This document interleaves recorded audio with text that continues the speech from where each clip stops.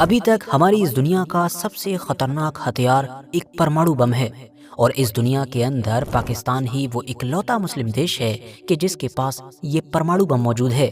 ویسے یہ وہ بیسک بات ہے کہ جو آپ میں سے زیادہ تر لوگ پہلے سے ہی جانتے ہوں گے، اور شاید کچھ لوگ یہ بھی جانتے ہوں گے کہ پاکستان کے پاس جو پرمانو بم ہے اس کو ویسٹرن ورلڈ میں پاکستانی بم نہیں بلکہ ایک اسلامک بم کہا جاتا ہے۔ اور یہ یوں ہی نہیں کہا جاتا ہے، بلکہ اگر ہم لوگ اتہاس میں جھانک کر دیکھیں تو اس کے پیچھے باقاعدہ ایک سچ، بلکہ یہ کہنا بہتر ہوگا کہ اس کے پیچھے باقاعدہ ایک بڑا راز موجود ہے، ایک ایسا عجیب و غریب اور بڑا راز کہ جو ہمیشہ سے ہی خاص طور سے دنیا کی دو بڑی طاقتوں کو بہت زیادہ بے چین اور پریشان کرتا آیا ہے۔ ان دو طاقتوں میں سے ایک تو مڈل ایسٹ میں موجود اسرائیل ہے، جبکہ جو دوسری طاقت ہے وہ پاکستان کے بالکل پڑوس ہی میں موجود ایران دیش ہے۔ جی ہاں، آپ لوگوں نے بالکل صحیح سنا، ایران دیش۔ مگر سوال یہ پیدا ہوتا ہے کہ آخر یہ کون سا بڑا راز ہے؟ تو چلیے اس کے لیے ہم آپ کو کئی دشک پیچھے لے کر چلتے ہیں اور اپنی اس کہانی کو شروع کرتے ہیں لگ بھگ 1940 کے دور سے، کہ جب ہندوستان انگریزوں کے کنٹرول میں ہوا کرتا تھا اور لاہور کے علاقے سے محمد علی جناح اور ان کی جو پارٹی تھی مطلب کہ مسلم لیگ، اس نے ایک الگ دیش پاکستان کی ڈیمانڈ کرنا شروع کر دی تھی۔ جس دور میں محمد علی جناح اور ان کی پارٹی مسلم لیگ نے پاکستان کی ڈیمانڈ کرنا شروع کی تھی، بالکل اسی دور میں ہی آج کے پاکستان کے علاقے میں دنیا کے ایک خاص مہمان آئے تھے۔ وہ مہمان کہ جن کے اچانک سے اس علاقے میں اس طرح سے آ جانے نے نہ صرف ہندوستان بلکہ پوری دنیا کا ہی دھیان اپنی طرف کھینچا تھا۔ یہ مہمان کوئی اور نہیں بلکہ سعود ابن عبدالعزیز تھے، مطلب کہ اس دور کے سعودی عربیہ کے جو بادشاہ تھے ان کے بیٹے، اور یہ یہاں پر اکیلے بھی نہیں آئے تھے بلکہ اپنے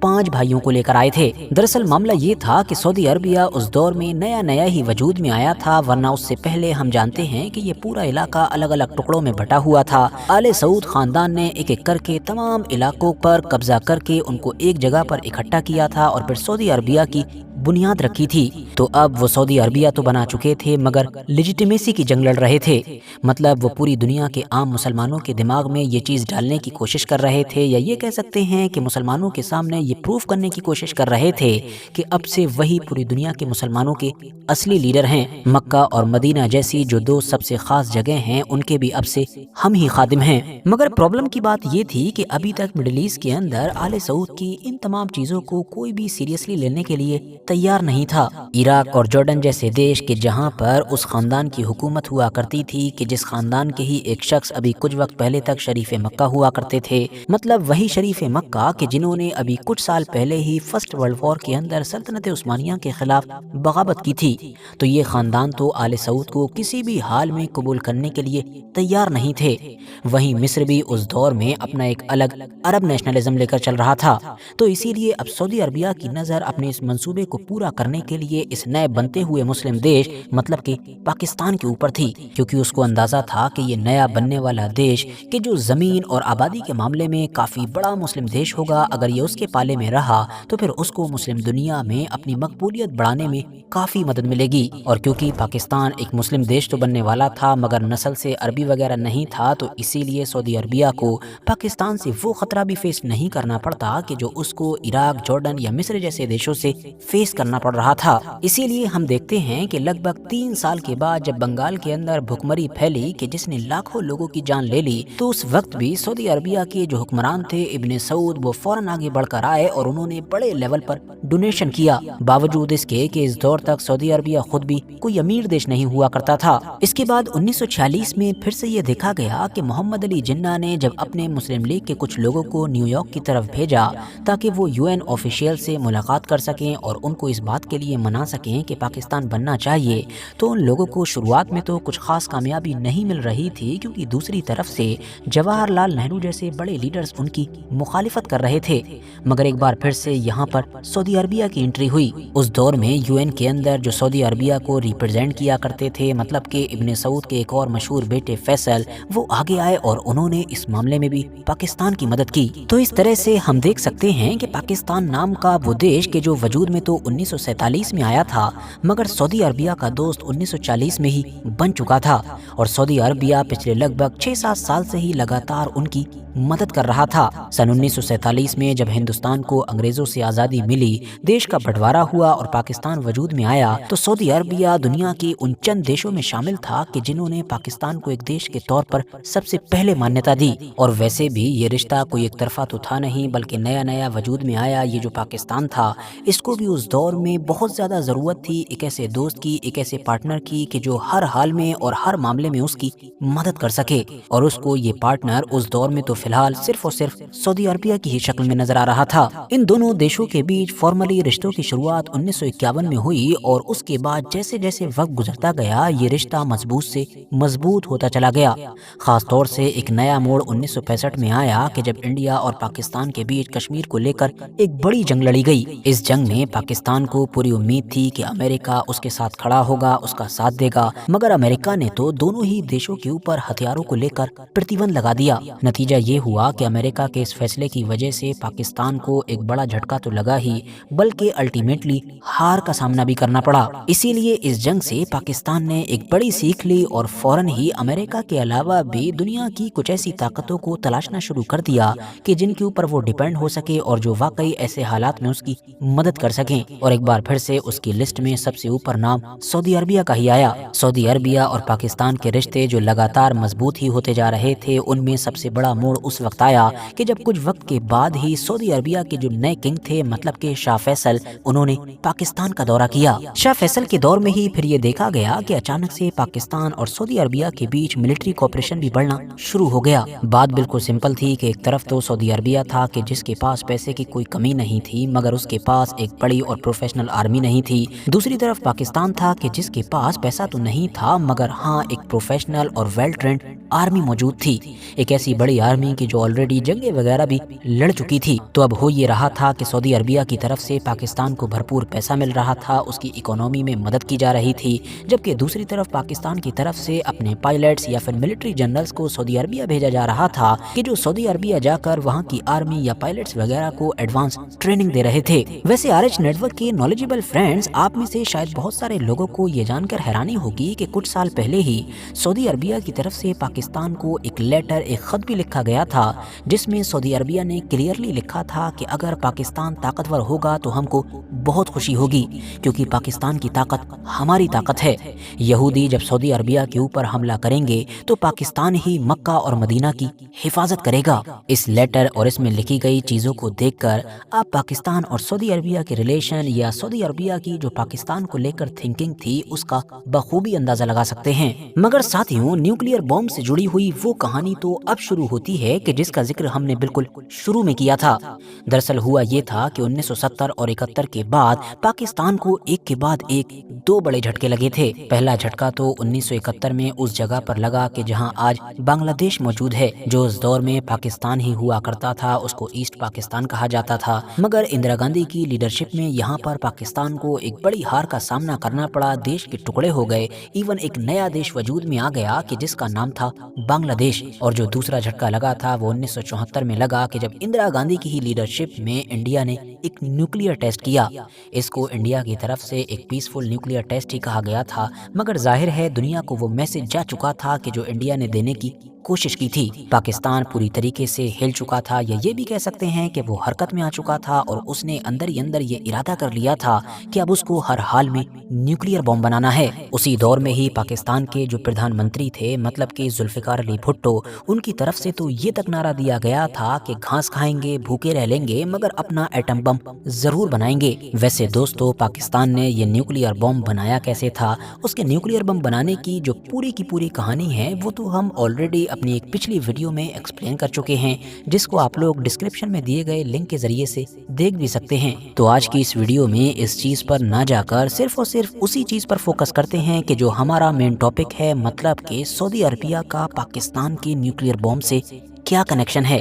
तो साथियों, कहानी ये थी कि जब पाकिस्तान ने न्यूक्लियर बॉम्ब बनाने का फैसला कर ही लिया था तो उसके सामने अब सबसे पहली जो मुश्किल आई थी वो था पैसा। जी हाँ, पाकिस्तान न्यूक्लियर बॉम्ब बनाने के लिए तैयार तो बैठा था, मगर उसको इस काम के लिए अब ढेर सारा پیسہ چاہیے تھا جو اس کے پاس تھا نہیں، اور ظاہر ہے ویسٹرن ورلڈ سے مدد لے نہیں سکتا تھا، کیونکہ اگر ان کو اس بات کی بھنک بھی لگ جاتی تو پیسہ دینا تو بھول جائیے، بلکہ وہ پاکستان کے خلاف اس طرح کے ایکشن لیتے کہ وہ فیوچر میں بھی کبھی بھی نیوکلیئر بم بنانے کے بارے میں سوچ بھی نہیں پاتا۔ اسی لیے اب پاکستان کو اپنے سب سے بڑے اور سب سے سیکریٹ مشن کے لیے پیسہ حاصل کرنے کے لیے جو دیش جو طاقت سب سے پہلے نظر آئی وہ کوئی اور نہیں بلکہ ایک بار پھر سے سعودی عربیہ تھا۔ ذوالفقار علی بھٹو سعودی عربیہ پہنچے۔ سعودی عربیہ فوراً اس بات کے لیے مان بھی گیا کیونکہ اس کے پاس پیسے کی تو کوئی کمی تھی نہیں، مگر ہاں شاہ فیصل کی طرف سے پاکستان سے ایک ڈیل کی گئی۔ وہ ڈیل یہ تھی کہ پاکستان جو نیوکلیئر بم بنائے گا وہ سعودی عربیہ کے لیے بھی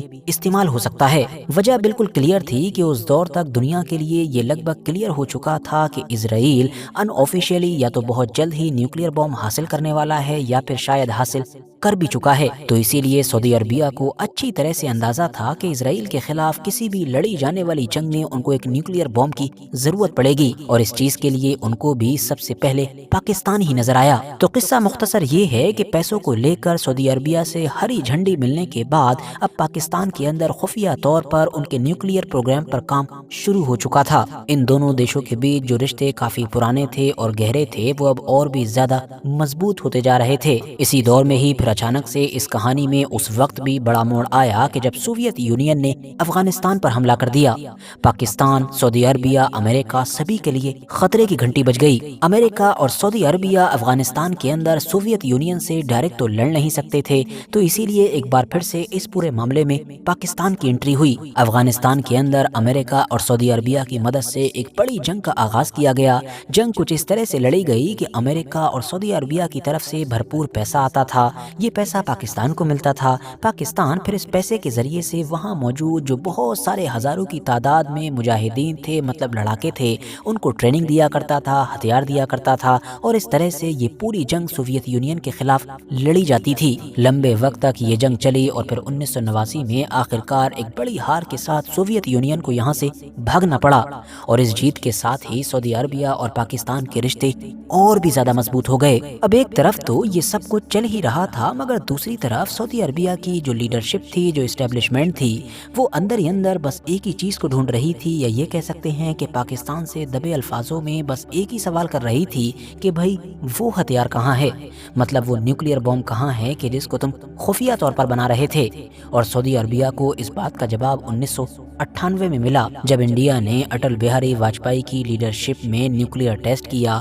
اور آفیشیلی دنیا کے سامنے کھلم کھلا اعلان کیا کہ اب اس کے پاس بھی نیوکلیئر بم ہے۔ اس کے بعد پاکستان ایک بڑا پریشر فیس کرنے لگا کیونکہ اس کے پاس اب صرف دو ہی آپشن رہ گئے تھے۔ پہلا آپشن تو یہ تھا کہ وہ کسی بھی طرح کا ٹیسٹ نہ کرے اور دنیا کے سامنے انڈیا کے مقابلے میں کافی کمزور نظر آئے۔ دوسرا آپشن یہ تھا کہ وہ دنیا کے سامنے کمزور نظر آنے سے بچنے کے لیے فوراً ہی ایک نیوکلیئر ٹیسٹ کرے، مگر ساتھ ہی ساتھ ویسٹ کی طرف سے آنے والے سینکشنز کے لیے بھی تیار رہے کہ جو اس کی اکانومی کو برباد کر کے رکھ دیتے۔ تو ایسی کنڈیشن میں بھی ایک بار پھر سے پاکستان کو جس طاقت کا ساتھ ملا وہ کوئی اور نہیں بلکہ سعودی عربیہ تھا۔ سعودی عربیہ نے پاکستان سے وعدہ کیا کہ ہم تمہاری اس سے بھی زیادہ مدد کریں گے کہ جتنا تم نے ہم سے امید کی ہے۔ باقاعدہ سعودی عربیہ نے پاکستان سے یہ پرومس کیا کہ وہ ہر دن ان کو 50,000 بیرل کے قریب فری تیل دیں گے تاکہ ان کے اوپر جو اکنامک سینکشنز ہیں ان کے اثر کو کم کیا جا سکے۔ تو ساتھیوں، اگر آپ میں سے کچھ لوگوں کے دماغ میں ابھی بھی یہ سوال آ رہا ہے کہ آخر سعودی عربیہ ویسٹ سے ناراضگی لے کر پاکستان کے لیے اتنا زیادہ فیور کیوں کر رہا تھا، تو اس کا بالکل سیدھا سا جواب ہے کہ کیونکہ شروع سے ہی سعودی عربیہ کا پاکستان کا جو نیوکلیئر بم تھا اس میں بہت زیادہ انٹرسٹ تھا، بلکہ اتہاس کو دیکھتے ہوئے یہ کہنا بہتر ہوگا کہ سعودی عربیہ اس کو اپنا بھی نیوکلیئر بم سمجھتا تھا۔ اور جیسا کہ بہت ساری جگہ پر یہ بھی کہا گیا ہے کہ سعودی عربیہ کی نظر میں تو یہ صرف پاکستانی نیوکلیئر بم نہیں تھا بلکہ یہ دنیا کا پہلا مسلم نیوکلیئر بم تھا۔ یہی وجہ ہے کہ 1998 میں پاکستان کی طرف سے کیے گئے نیوکلیئر ٹیسٹ کے کچھ وقت کے بعد ہی پھر یہ بھی دیکھا گیا کہ سعودی عربیہ کے ڈیفنس منسٹر باقاعدہ پاکستان آئے، جہاں پر ان کو نیوکلیئر فیسلٹیز کا دورہ کروایا گیا، اور سعودی ڈیفنس منسٹر کو پاکستان کی نیوکلیئر فیسلٹی کا یہ دورہ کسی और ने नहीं बल्कि पर्सनली खुद उस इंसान ने करवाया था कि जो पाकिस्तानी न्यूक्लियर हिस्ट्री का सबसे अहम इंसान था, मतलब कि डॉक्टर AQ खान, कि जिनको पाकिस्तान के न्यूक्लियर बॉम्ब का फादर कहा जाता है। तो दोस्तों, न्यूक्लियर फैसिलिटी जैसी एक चीज कि जो किसी भी देश के लिए सबसे ज्यादा सीक्रेट चीजों में से एक होती है, उसका किसी दूसरे देश के मंत्री को दौरा करवाना, वो भी AQ खान जैसे खास इंसान के दौरा करवाना, ये बहुत कुछ बताता है कि आखिर सऊदी अरबिया और पाकिस्तान का न्यूक्लियर बॉम्ब को लेकर आपस में क्या रिश्ता है। मिसाल के तौर पर आप स्क्रीन पर नजर आने वाली BBC की इस रिपोर्ट को ही देख लीजिए। ये कोई पिछले 2-3 सालों में लिखी गई रिपोर्ट नहीं है कि जो 2023 के बाद से मिडिल ईस्ट में सब कुछ बदल जाने के बाद लिखी गई हो, बल्कि ये तो 2013 की रिपोर्ट है और इसमें भी क्लियरली यही सब कुछ बताया जा रहा है कि किस तरह से सऊदी अरबिया ने किसी दौर में पाकिस्तान को न्यूक्लियर प्रोग्राम में हेल्प की थी और उसको पूरा यकीन है कि जब भी उसको जरूरत पड़ेगी तो वो डायरेक्टली पाकिस्तान का जो न्यूक्लियर बॉम्ब है उसको हासिल कर लेगा। और सऊदी अरबिया को ये ज़रूरत कब महसूस होगी, इस बात का सिग्नल भी वो लंबे वक्त से देते ही आए हैं। ये ज़रूरत उनको तब होगी कि या तो उनका पड़ोसी देश ईरान न्यूक्लियर बॉम्ब बना ले या फिर इजराइल जैसी किसी न्यूक्लियर ताकत से वो डायरेक्ट किसी तरह की जंग में उलझ जाएं। वैसे मेरे दोस्तों, ये इतिहास से जुड़ी हुई वो सारी चीज़ें हैं कि जिनको अभी अगर कुछ साल पहले तक आप लोगों के सामने पेश किया जा रहा होता तो शायद बहुत सारे लोग इस चीज़ को हजम नहीं कर पा रहे होते, मगर पिछले 1-2 सालों में चीज़ें जितनी तेज़ी के साथ बदली हैं उससे तो दुनिया के सामने सारी चीज़ें ऑलरेडी क्लियर हो चुकी हैं। हम जानते हैं कि 2025 में ही पाकिस्तान और सऊदी अरबिया ऑफिशियली एक डिफेंस पैक्ट कर चुके हैं, जिसके तहत एक पर हमला दूसरे पर हमला माना जाएगा, मतलब दोनों एक साथ जंग में कूद पड़ेंगे। और जिस वक्त तक ये वीडियो रिकॉर्ड हो रही थी तब तक तो ये भी खबर आ चुकी है कि इसी डिफेंस पैक्ट के तहत अब पाकिस्तान ने अपने लगभग 8,000 फौजियों को सऊदी अरबिया में तैनात कर दिया है। फाइटर जेट्स भी भेजे गए हैं और डिफेंस सिस्टम भी लगाए गए हैं। तो सऊदी अरबिया और पाकिस्तान के वो रिश्ते कि जो पिछले 70-80 साल से ही काफ़ी गहरे हुआ करते थे मगर पर्दे के पीछे हुआ करते थे, अब पूरी तरीके से दुनिया के सामने आ चुके हैं। इस पूरे मामले पर आप लोगों की क्या राय है, कमेंट्स बॉक्स में ज़रूर बताएं। वीडियो अगर इन्फॉर्मेटिव लगी हो तो लाइक करें, दोस्तों के साथ शेयर करें और हाँ, जाते जाते इस चैनल को ज़रूर सब्सक्राइब करें और पास ही में मौजूद जो बेल आइकन का बटन है उसको भी ज़रूर दबाएं।